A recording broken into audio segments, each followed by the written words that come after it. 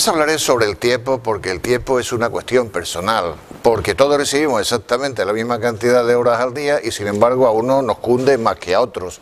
¿Por qué será? Pues voy a hacer unas reflexiones porque está claro que nuestra calidad de vida depende fundamentalmente de cómo lo empleemos. ¿Hacemos el mejor uso posible del tiempo? Normalmente vivimos como millonarios del tiempo, ya que no sabemos ni cuidarlo ni aprovecharlo, siendo quizá uno de los principales problemas precisamente ese, el que no sabemos aprovecharlo al 100%. El tiempo es uno de los conceptos sobre los que más citas hay, como saben ustedes, el tiempo es oro, matar el tiempo, etcétera, etcétera. La película Lo que el viento se llevó, al principio de la película, en la finca, que me parece recordar que era Tara, pues había como un cartelón de madera en la puerta y ponía no pierdas el tiempo porque es la sustancia de que está hecha la vida. El mejor comienzo para empezar a aprovecharlo, decía, es darnos cuenta de que quizá no lo estamos haciendo como deberíamos. Cosa también muy importante con respecto al tiempo es no hacerlo perder a los demás. Tenemos que mejorar nuestras técnicas con respecto al tema. Tenemos, por ejemplo, ya claro a qué tenemos que acudir antes, si a lo urgente o a lo importante. Yo les voy a dejar a ustedes que lo averigüen y seguramente se sorprenderán los razonamientos del por qué hay que acudir antes a lo importante que a lo urgente. Hemos oído hablar quizá de la ley del Pareto o de la regla del 80-20% que establece que el 20% de las causas producen el 80% de las consecuencias. Si tenemos la habilidad suficiente para hacer este tipo de análisis, pues fíjense ustedes la cantidad de tiempo que podemos ahorrar. Reza una cita que en el mundo nada es inevitable, excepto la muerte, los impuestos y perder el tiempo.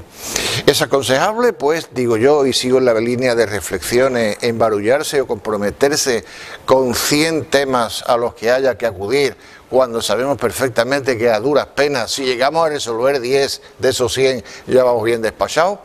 Pues me voy a hacer una pequeña paradita aquí para hacer una pequeña recopilación de lo que hemos hablado, pero voy a continuar en la línea de reflexiones. Es extenso el menú de estrategias que existen para aprovechar bien los 86.400 segundos de que consta un día. Vamos a repasar, por ejemplo, si no acudimos antes al placer que al deber, y entonces estamos deseando de encontrar un hueco en nuestro trabajo para meternos en el Face, pongo por caso, y ver las cosas bonitas que me han puesto en el muro. Tenemos que repasar también algo llamado los ladrones del tiempo. Sí, escucharon bien, los ladrones del tiempo, que viven y muy bien acomodados dentro de nosotros.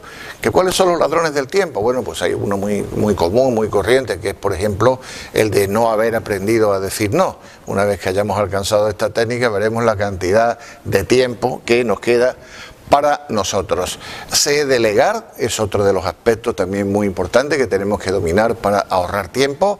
Las técnicas de lectura rápida, que huelgo decir también cómo nos puede ir de bien si lo conseguimos, y planificar el día, organizar mis tareas, mis citas, saber priorizar las cosas, no ser perfeccionista, es otra de las cuestiones que hay que alcanzar y que dominar para aprovechar el tiempo.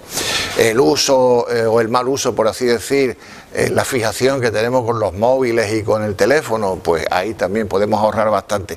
Pero habrán ustedes observado que todos los puntos que he tratado dependen exclusivamente de nosotros, por lo tanto son cosas que perfectamente podemos mejorar.